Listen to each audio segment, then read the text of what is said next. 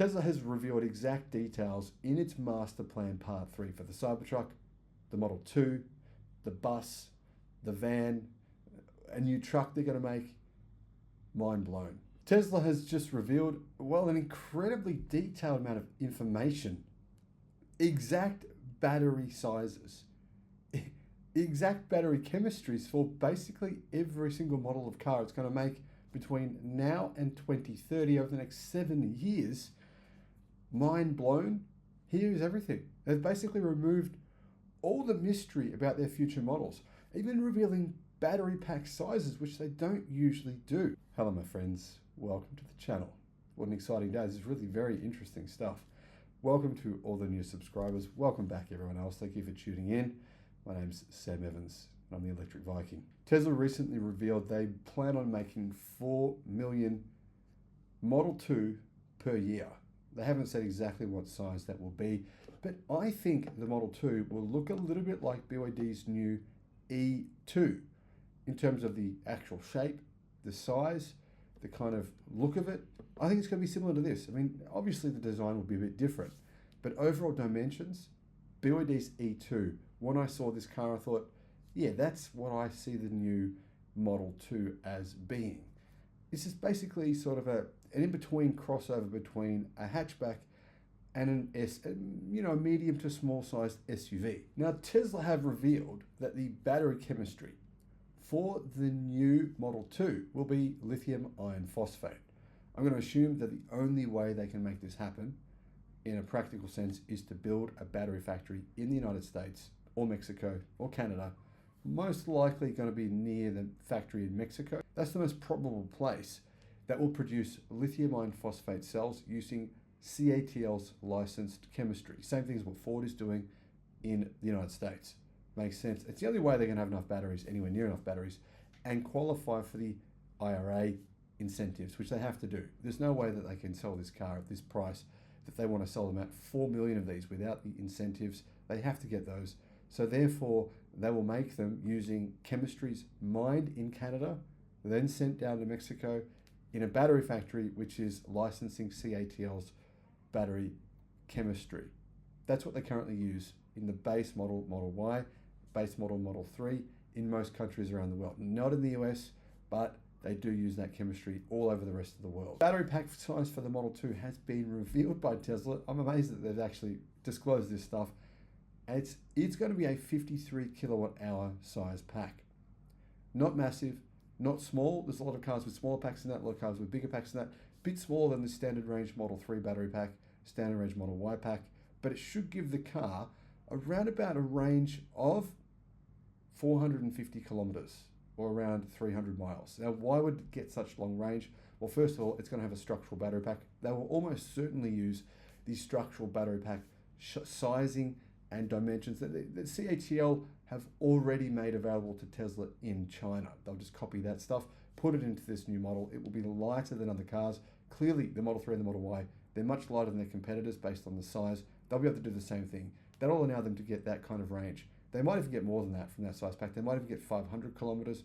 So I think they'll have a smaller pack as well, because consider the reality here, which is that lithium iron phosphate cells have already increased their energy density this year by 10%. Tesla hasn't started using those packs yet, but they will within the next few months in their cars that are being made in China. But there's also better chemistries coming out. And Tesla will use those other chemistries in their other cars. They've even disclosed what those chemistries are. The mid-sized Model Y and the Model 3 will actually move to being LFP only in the long term. This is what Tesla says. Lithium iron phosphate cells in the master plan part 3, which are 75 kilowatt hour packs in size. Now, Tesla has confirmed it will make commercial and passenger vans. 100%, it's in the master plan part 3. And those batteries will be high nickel. Tesla will use new, sort of later generation that they're currently working on, batteries using high nickel and manganese.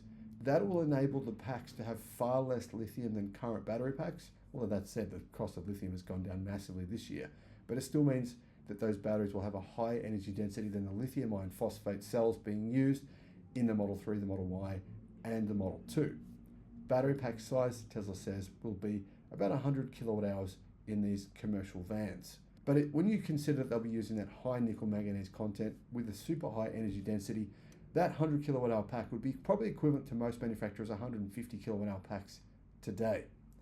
Tesla has also confirmed, incredibly, the chemistry they are using for the Cybertruck.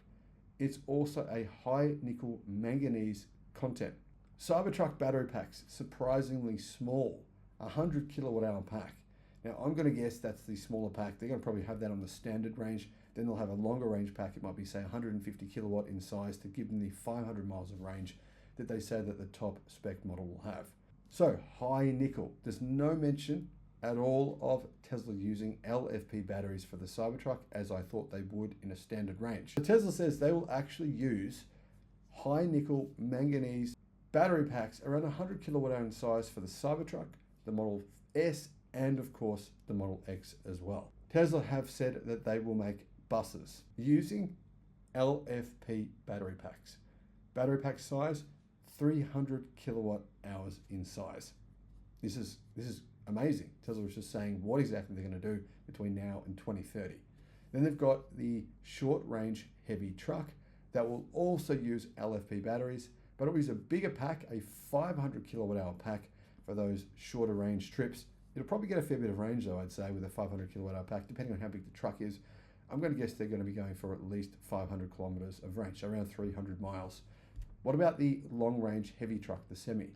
Well, Tesla says that they're going to use, or are using now already, I'm not sure, high nickel and manganese batteries in a size of 800 kilowatt hours. Now it appears as though that's what they're currently using today. So there's no real change there. Tesla are just saying, yeah, this is what we're doing. So here's the information. Here's what you've all been wondering. Here's the actual answers. So by where Tesla says on this chart, high nickel, what it's meaning is zero cobalt, nickel manganese cathodes that are currently in production and of course in development in-house. Tesla have been working on these types of batteries now with suppliers and themselves for years. And if you look at the chemistries, you can see that putting the extra manganese in, it actually enables the batteries to have significantly less lithium. It's one of the problems with lithium iron phosphate batteries. Yes, the iron, the phosphate, they're cheap. These battery packs are cheaper, but you do have to have a lot more lithium in those packs. So that brings the price back up a little bit. It's one of the things that they're working on with lithium iron phosphate future generation batteries to try and reduce the amount of lithium needed. Manganese batteries, high nickel manganese, less lithium is needed.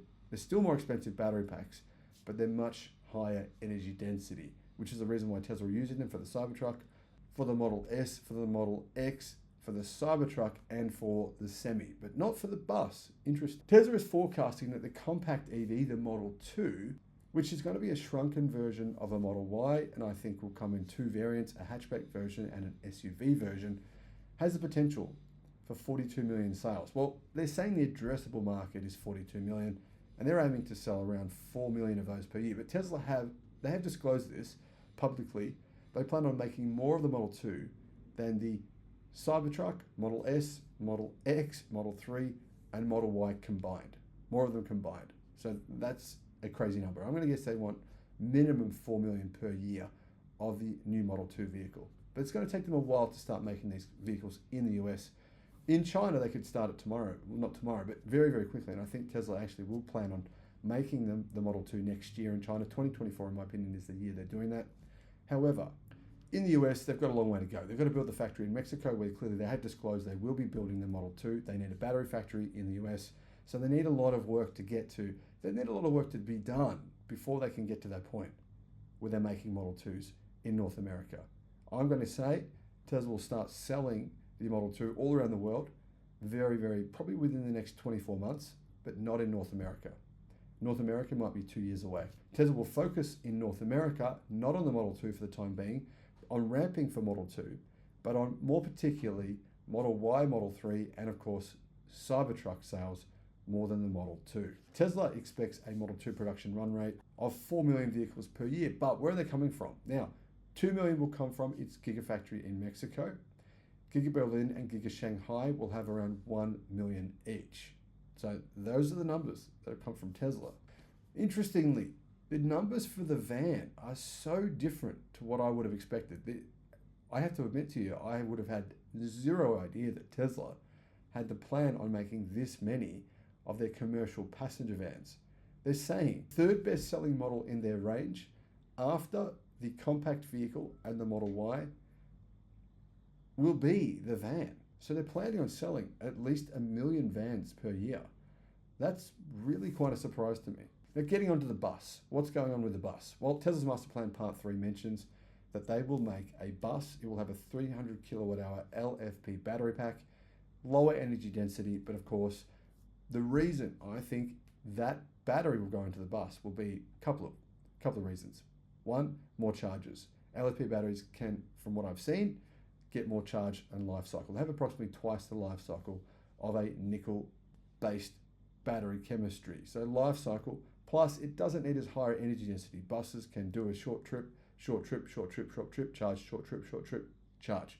Right now, a lot of buses globally are made using lithium iron phosphate battery packs. In fact, that's what BYD puts in their buses that they make in about 25 different countries around the world.